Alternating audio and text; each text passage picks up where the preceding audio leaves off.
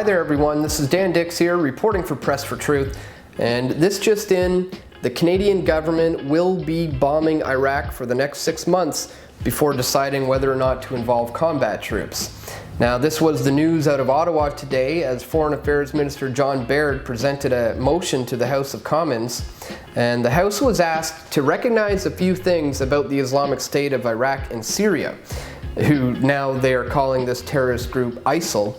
The L stands for Levant. However, I prefer ISIS because of the S, as it stands for Syria, which is where this group first came from. Now, the United States government has armed and trained members of this group to be our allies in a different war. But nevertheless, let's examine what the Conservative government has argued today in the House of Commons. That this House recognize that the leadership of the terrorist group known as the Islamic State of Iraq and the Levant, ISIL, has called on its members to target Canada and Canadians at home and abroad. Yes, they have, but in no way does this justify military intervention. Clearly, bombing, injuring, and killing ISIS members, as well as the inevitable civilian collateral damage, will only help the group to recruit more members. For every airstrike that the invading forces call in, ISIS's call for retaliation is only going to grow stronger. It's a never-ending cycle that's been playing out for decades.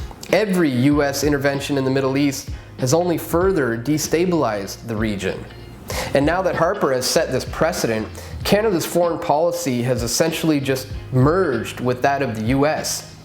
And this trend will likely continue under future governments. And yes, ISIS have been calling on its members to target Canada and Canadians, but let's not forget that the Canadian government, which claims to speak for all Canadians, has literally been targeting that region for decades now.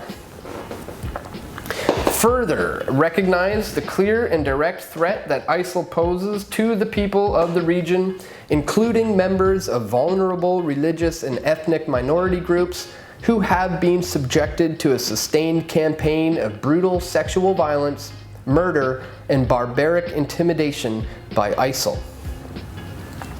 Well, also recognize that ISIS's weapons and training were supplied to them by the West to take down Assad in an effort to appease Israel.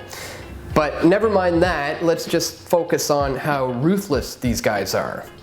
And technically they are the worst of the worst, but how is it that this group came to occupy Sunni land in Iraq and Syria in the first place? And why do the Sunnis put up with it?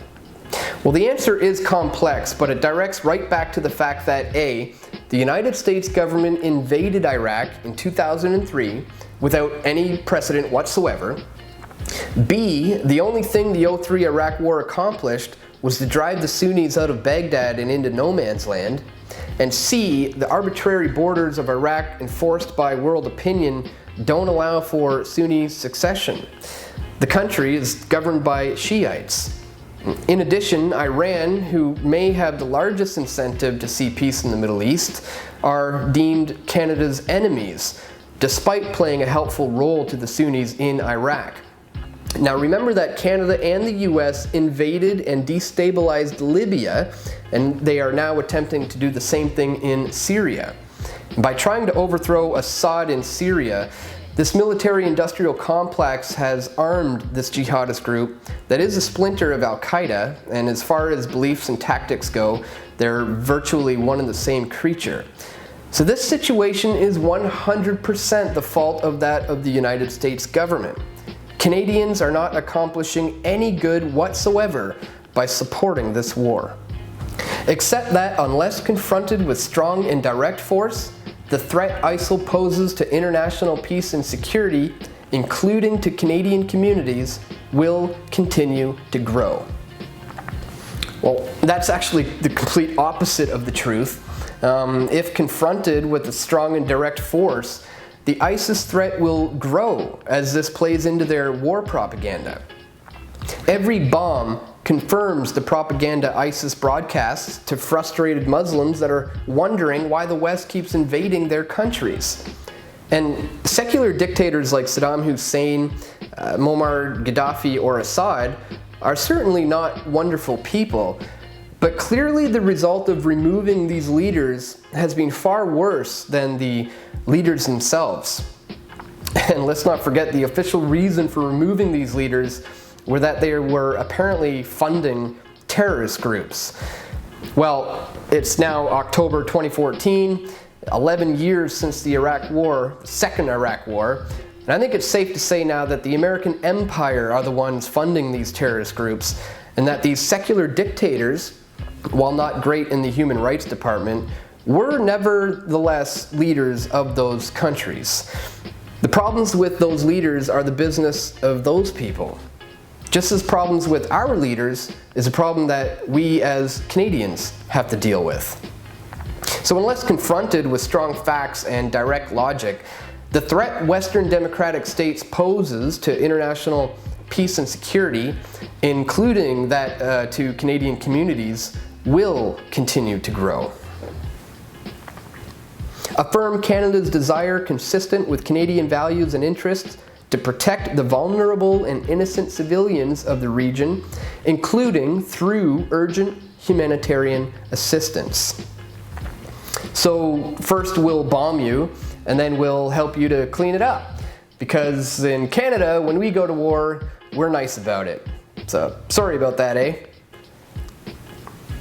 Acknowledge the request from the government of Iraq for military support against ISIL from members of the international community, including from the government of Canada. So acknowledging the request from a puppet government that was put in place 11 years ago. Yeah, real nice.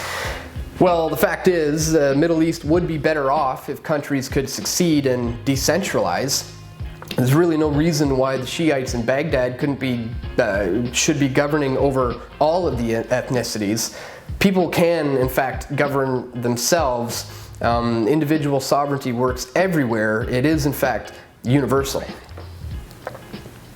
Further acknowledge the participation of Canada's friends and allies, including numerous countries of the Middle East, in the broad international coalition committed to the fight against ISIL.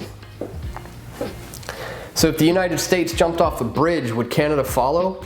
Well, evidently yes. In the last decade, we've seen the push for global governance exceed, with world leaders getting together all the time for summits and meetings, the contents of which continue to remain behind closed doors.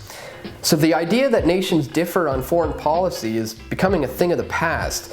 And as more and more countries join this US-led world empire, Harper has set the precedent so that Trudeau can follow in his footsteps without any opposition. Remember that both opposition parties don't denounce the world empire and the never-ending debt cycle. I mean, what Canadian MP right now routinely denounces the military-industrial complex and the genocide that it causes worldwide?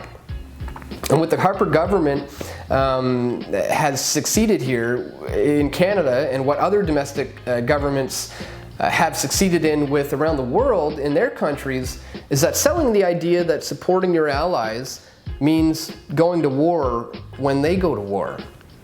It means imposing sanctions where they impose sanctions, or getting involved with all of the entangling alliances that they get involved with. Well, Canadians like to pride themselves on how well liked we are internationally compared to the Americans. Well, this self-inflated sense of worth will meet up with reality once it becomes obvious that A, you can't let governments bomb the world and expect people to like your country, and B, Trudeau, or whoever the next Prime Minister is, will continue down this same road of global governance where the US empire will switch flags and we all become official citizens of this fascist system. Note that the United Nations Security Council has become seized of the threat posed by international terrorism with the unanimous passage of United Nations Security Council Resolution 2178. And accordingly, A, support the government's decision to contribute Canadian military assets to the fight against ISIL and terrorists allied with ISIL, including airstrike capabilities for a period of up to 6 months, and B, note that the Government of Canada will not deploy troops in ground combat operations. So it's for 6 months and there will be no combat troops. Well, I predict that unless Canadians revolt en masse, it will be extended past 6 months. And if extended, combat troops will become necessary. You can't just eliminate an enemy by airstriking them. The ISIS militants will disperse into the civilian populations, so you'd end up having to kill a lot of civilians as well. Of course, we could provide air cover for the Iranian-funded militias to take out ISIS and restore order.